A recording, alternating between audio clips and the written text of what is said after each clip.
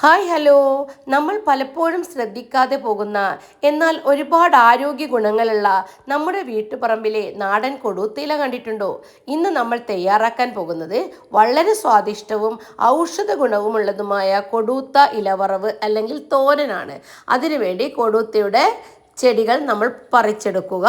അത് തണ്ടുകളെല്ലാം മാറ്റിയതിന് ശേഷം ഇല മാത്രം എടുത്ത് നമ്മൾ ചെറുതായി മുറിച്ചെടുക്കുക.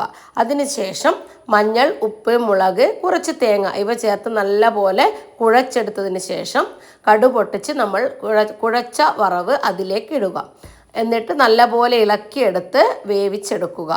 ഇപ്പോൾ നമ്മുടെ നല്ല കൊടുത്ത ഇലവറവ് തയ്യാറായി. എല്ലാവർക്കും ഈ വീഡിയോ ഇഷ്ടമായിട്ടുണ്ടെന്ന് കരുതുന്നു. ഇഷ്ടമായിട്ടുണ്ടെങ്കിൽ ലൈക്ക് ചെയ്യാനും സബ്സ്ക്രൈബ് ചെയ്യാനും ചാനൽ ഷെയർ ചെയ്യാനും മറക്കല്ലേ. അടുത്ത നല്ലൊരു വീഡിയോയുമായി നമുക്ക് വീണ്ടും കാണാം. Bye bye.